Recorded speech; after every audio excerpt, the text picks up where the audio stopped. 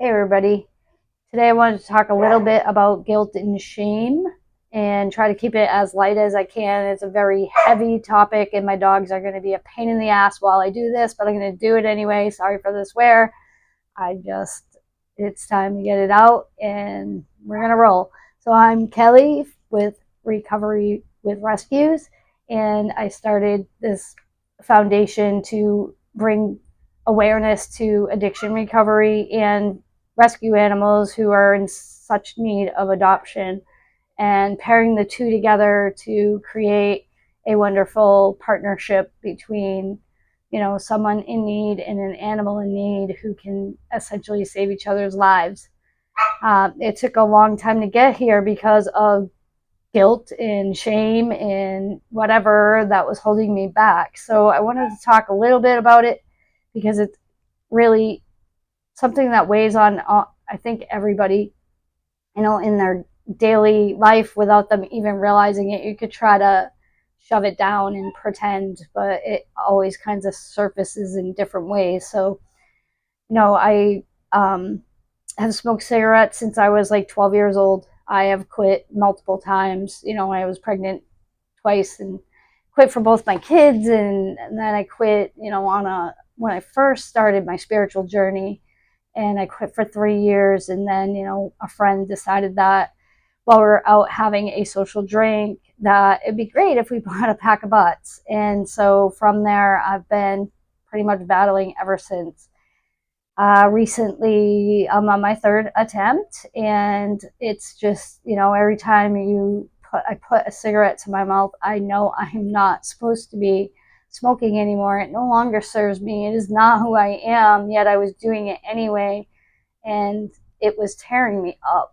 It was tearing me up. So I am now officially at a 1 week mark again.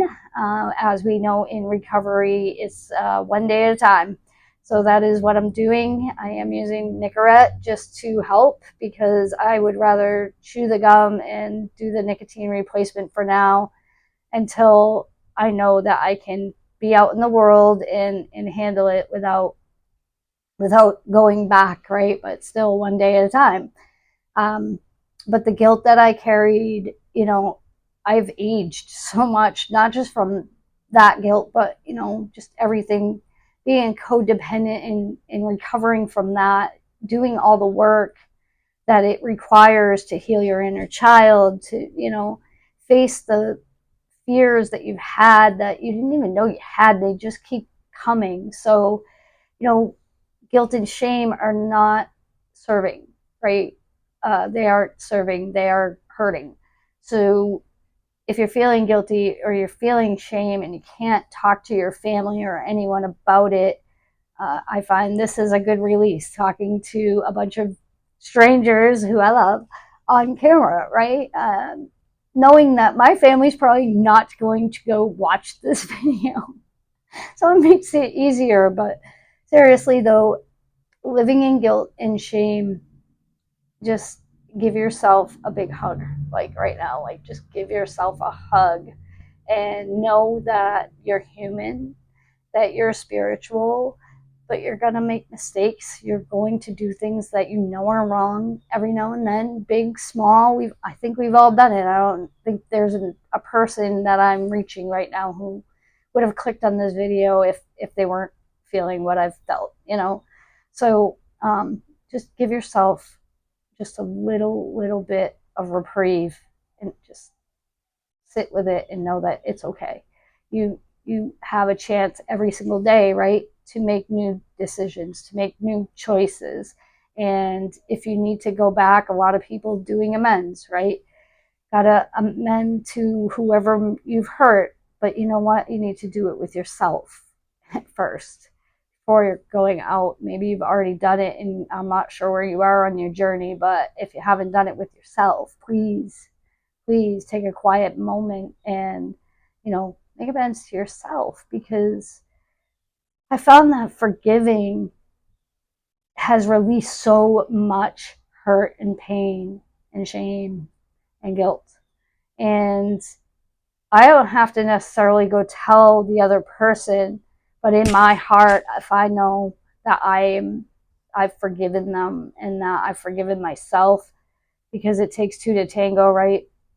That it releases that energy. And then I just ask, my spirits, to Jesus, take this from me. It's no longer serving me. I don't need it anymore. And I find that those things don't come up anymore for me unless I choose to bring them up and talk about them. So, like in the middle of the night, it could be 3 a.m. and all of a sudden you're like, oh my God, why did I do that? Love that voice. Um, and I've been there like 3 a.m. going, why was I climbing on this 30-foot bridge and thinking I could just walk across these little railings like it's nothing?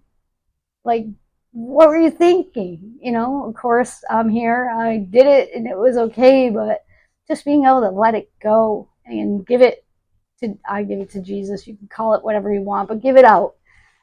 Don't keep it in. That's really the point. So also trauma in my life with people, I have written letters, and this is in, Adult Children of Alcoholics book.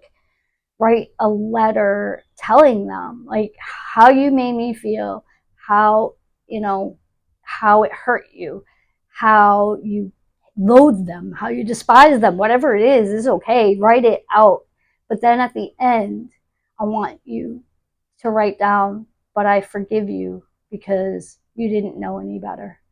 So we learn from our parents, our teachers, society, all these things growing up, and we take it all in. And because we love most of these people around us, we think that's what they're saying, it's right. As we become adults and we've made our mistakes and stuff, I think we realize that we can make our own decisions and change what we were actually taught about things. So, by forgiving people who have hurt you, you don't have to, like I said, I didn't mail the letters, but I got it out. And I forgave them because I know he learned from his parents and he saw stuff that that happened to him, that's what he knows now, so he thinks it's okay, right? And it doesn't justify the pain or the hurt or the fear that it instills, right? But just knowing that that person was a little boy or girl at one time who probably had some trauma, and feeling that in your heart and forgiving the little self of that person, because they don't know any better. Honestly, they're just doing what they knew. It just helps with it not coming up again, like I said, unless you're thinking about it or talking about it because you want to. So it's kind of magical, the power of forgiveness, especially to yourself and then to others. And, if it's helpful to write a letter or talk to them on a video, or, my favorite was writing the letter and then burning it in a bucket until it was absolutely nothing. So it was, gone.